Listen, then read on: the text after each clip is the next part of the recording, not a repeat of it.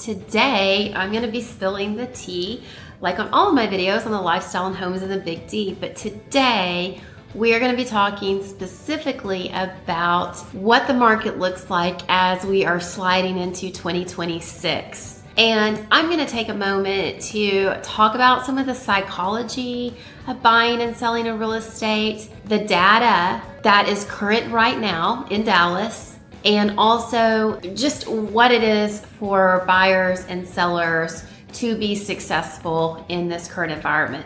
So whether you're a feelings person or a data person, either one, you probably lean stronger one way or the other, but I would encourage you to kind of listen up to both of those pieces because they're both important. And part of what I see in the psychology of real estate is sometimes there's groupthink, or people will react to headlines on the news or what they saw on TikTok or heard a neighbor say, or just, some current things that are going on and have a very emotional then mental diagnosis of what the situation is.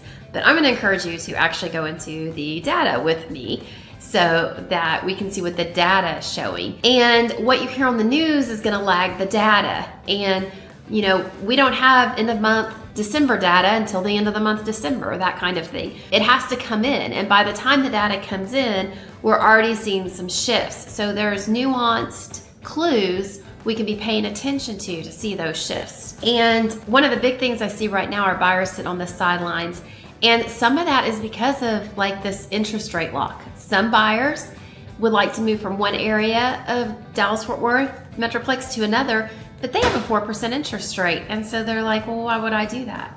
It's, they don't want to lose their interest rate. So we have that going on. We also have a lot of buyers feel like, time is on their side. And the incentives the builders are offering, that's always going to be there. The inventory is always going to be there. And they're waiting. They're waiting for the very best time when it absolutely bottoms out, and then they will strike. And when you hear about that it's bottomed out, it's already happened. So you're not really going to be able to time that exactly. You cannot exactly time the market as a buyer, but you can be so selective that you turn into paralysis. And, the people that are being rewarded in this market are willing to be a little uncomfortable, a little bit, okay with uncertainty. They don't get locked in with their fears, and they're, just looking at the data, thinking through it, and going ahead and making a move. So let me start with the data.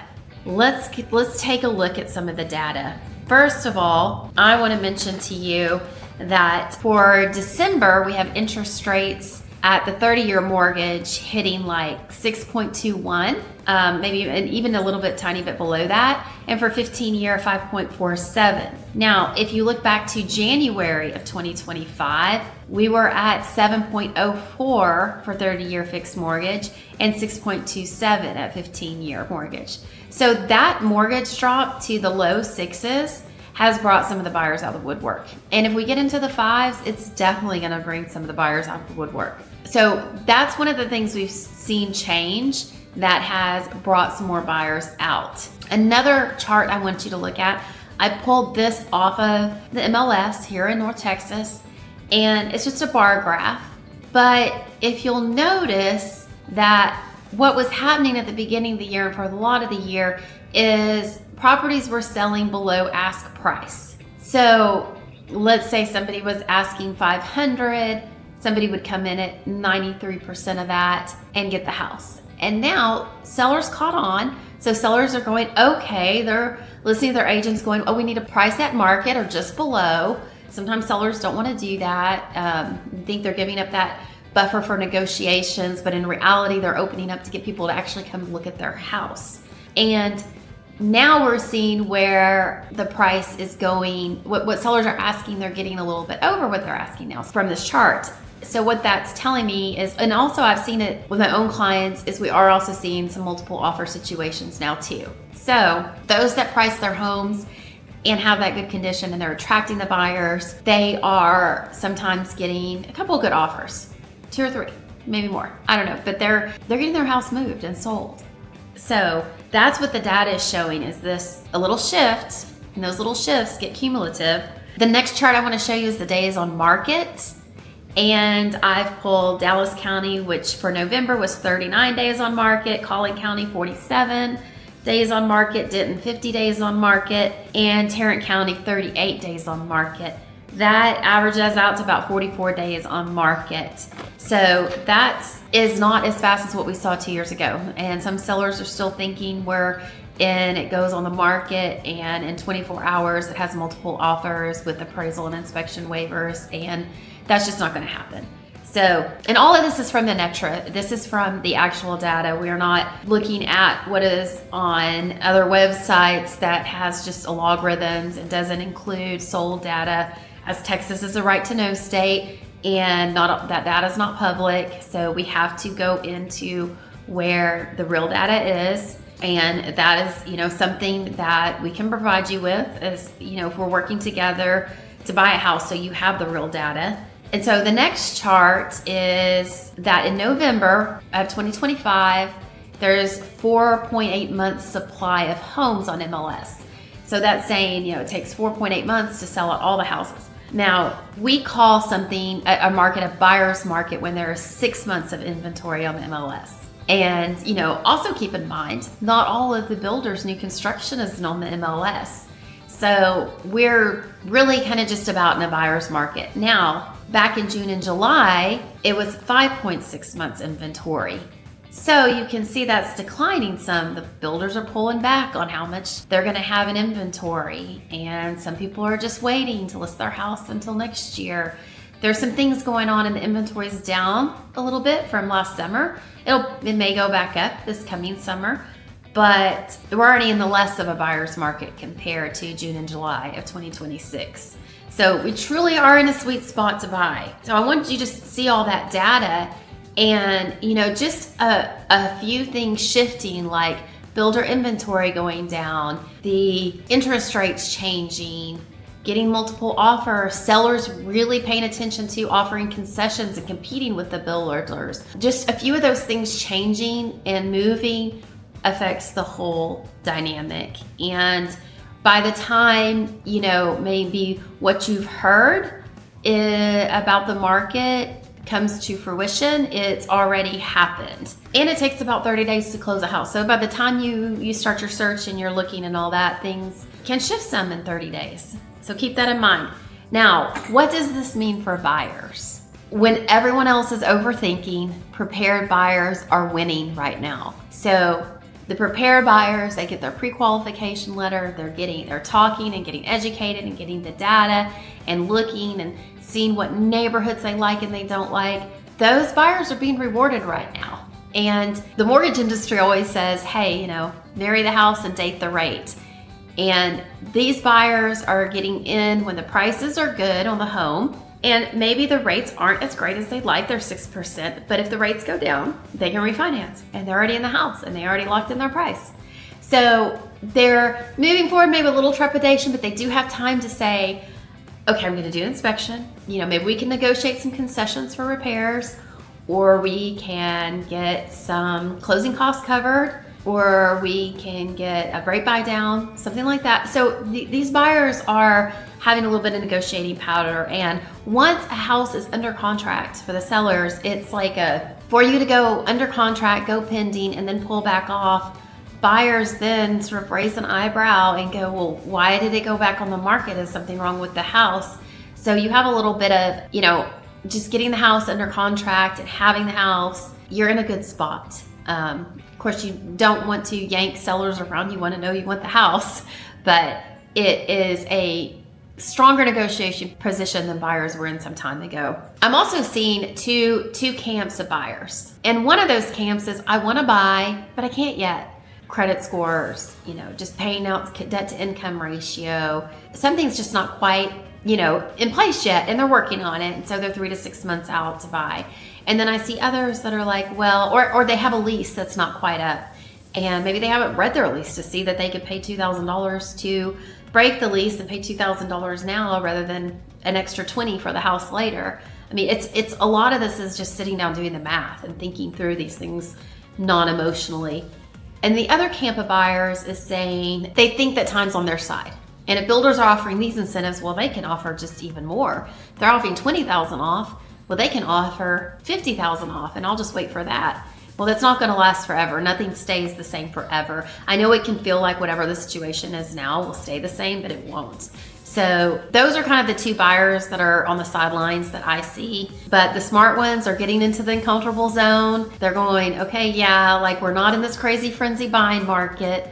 And I don't care that not everybody else is buying right now, because I see that this is a good time to buy and I'm going to buy something. And investors are buying, and people that need to go ahead and get a house are buying. And I think savvy shoppers are buying. So think about that. And for sellers, homes don't get rejected, but the pricing and the presentation of the home does get rejected by buyers, especially in this market. So this is not the time to say, let's go high on our pricing and see what happens. I can tell you what's going to happen. You're going to clock the days on market and it's going to sit there. And then you might say, well, we'll just like take a little bit off, lower it a little bit. And you're going to lower it a little bit, and then you're going to lower it a little bit and lower it a little bit. And then it's just going to look kind of desperate, and all those lowering, you're going to end up getting less for your house than you would have in the first place if you had priced it attractively and got buyers in to look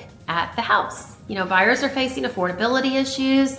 They want some of the goodies. They want some incentives. They want the house to be in good condition. So as a seller, if this is your time to sell, you spend a little money and put a fresh coat of paint in the house. Make the landscaping look good. Make sure you can have, access for showings. That is a big deal. Let me tell you, buyers want to see the house on their schedule. And if you don't show it, they'll think that you're just not motivated to sell it. So you're just kind of putting it out there to see if maybe it'll sell, and they don't want to get into that. Or they just move on. They have limited time to go look, and I rarely see a showing rescheduled. So the prepared sellers are pricing it. They're allowing their agents to price it at or just below market to get the buyers in, hopefully get 2 or 3 buyers, and get the very best price you can when you come out the gates and your house is fresh and new and of interest to people. So savvy sellers are listening to agents. They're not just going on to some well-known websites and saying, oh, this is the value that this algorithm spewed out. They're talking to us and really getting the data, really getting a strategy, looking at their options, and making sure their house is going to compete with those other homes on the market. I mean, when we've got almost a 6-month supply of homes, buyers have options, and you want your house to be the clear winning choice, that they are going to love it. You want all of those wonderful features to show. You don't want it to be inaccessible or not feeling fresh and clean and something that these buyers can see themselves in. So those are kind of some tips for some sellers. I mean, you absolutely can sell your house right now, but you must be strategic and you must be prepared, and you must accept those showings, because we are not having as many showings. And most of the showings, especially in the winter time, are prepared, interested buyers. And if you skip out on those, your house is going to sell. So you may get in some investor offers that are below what you want, but that's just kind of the game. You just don't really get to live in your house and have parties and cook all day and all the things that you love about relaxing in your home when it's on the market. So now I want to talk to one other little category, and that is what I call movers. Now, you movers are in a special category, and you have both a home to sell and a home to buy. And I see a lot of you guys stuck, and I think this is psychological, because I've been thinking about this and looking into this. And there is something called loss aversion. And even though as a seller, you may have to offer some concessions to get your house sold, you also know if you're going to be moving here to Dallas, you may be able to get some of those concessions and buying a house, and you're going to get a good price right now. But that loss aversion, that, oh, I'm going to maybe lose what I could have had 2 years ago, I'm going to lose over here a little bit on my net sheet, that hurts more than how it feels good of like, I'm going to gain over here. And I've talked to some of you guys that are movers, and you want to win on both sides. And it's really not win or lose. It's just like, ultimately, if you're wanting to move from Michigan to Dallas because now, you know, your kids have a job here and you want to be around the grandkids. You know, think bigger. It's a move, and put all this mentally into like it's one transaction. You're doing one thing. And if you need someone to help you sell, we have connections all over the country. We can help you get the whole thing done. But we want you to think of it that way because that loss aversion is a very real thing. That's why some people don't want to gamble because I'm not a gambler. I don't want to even put coins in a slot machine and watch them disappear. That just is not fun to me. So think of it as the whole picture and not just as this one a little more painful transaction before I get to the good one. And the sellers here, like a builder or somebody selling their house, they're going to want to see before they're going to commit to selling you their house that your house is on the market and that it's under, you know, they'd even prefer it to be under contract and past inspection period and some assurance that your house is going to sell and you're going to move here. So think of it all together and, you know, things are going to balance out. You can't be both in a buyer's and a seller's market at the same time. So I wanted to speak to movers because I see you guys get locked up in saying, well, I would go ahead and buy something. I just can't sell my house. Well, you won't sell your house at the price that you can get for it right now. And there's a difference. And if you wait till you can get that higher price, you're going to pay a higher price in Dallas. So just keep that in mind that it's going to balance out. So what could change this market where we're at? Because I think some people are thinking this is an awesome buyer's market and it's just going to stay like this. Well, no, nothing. The one thing that's always certain in life is change. And we don't like change, but it's going to change. And what could change it? Well, one thing is politics. We're coming up on midterm elections and, you know, politicians like to shine at midterm and housing affordability is a big issue. First-time home buyers are now average age 40 years old. That's an affordability issue. So there's been talk of like 50-year mortgages, some incentives to help people buy homes. Also a portable mortgage, like say you bought a house for $300,000 at a 4% rate, and now you're gonna go buy a house at $400,000 at a 6% rate. You can move over that mortgage balance to the new house for the original portion, and then you're getting a second loan for that other percent. So they're talking about like a portable mortgage that can make things interesting. Another thing changing this is builders are contracting on what they have in inventory. You know, what I'm seeing when I go out to the builders is they've got a few things in inventory and then just a few things coming in maybe May, and then other empty lots. An inventory home has taxes that are much higher because the price is higher, all the utilities, insurance, and money to service the debt. So the builders are pulling back a little bit to create a little more scarcity with what they have so they can back off maybe some of the incentives to get more for their homes. So that can change. More sellers just pulling off the market and the inventory getting lower. That will put us back in a seller's market. Interest rates changing. Those go down into the 5s. We're going to see a lot more movement. And when interest rates are lower, then the monthly amount of principal and interest that can be afforded will pay for a higher mortgage. So what you could get for $350 in 2025 might become priced at, you know, closer to $400. So that can change too. So, and even just things like, you know, we're already seeing a little bit more multiple offers on the homes that are presenting well and priced correctly. We are seeing more offers on those, and just getting the more offers coming in that's going to create more power for the sellers. So these small shifts make a big difference in the market, and it will change again. We still have, I think, over 100 new corporations moved to this area last year, 2025. So there's still influx of a lot of people moving to Dallas, and we're a pretty static market. We stay pretty stable, even though there has been some decline in the values this year. Overall, it's stable. And we never recommend that you buy thinking you're only gonna hold for a year or two. You buy thinking 5 years, and I think that you're in a good spot right now to do that. And as a seller, like if you need to sell, go ahead and sell, because calculate what you're paying every month to keep that house. Taxes, insurance, utilities, all the principal payments, you know, and what you're actually paying off in your principal by holding it. Like holding is very costly. So it's better to go ahead and sell if that's what you need to do. So, by the way, my name is Janée Reeder, and my Where to Live in Dallas team. We are here to help you whether you're moving in a month, a week, or a year. Just remember, don't delay. Call Janée. That's how I get people to be able to say my name.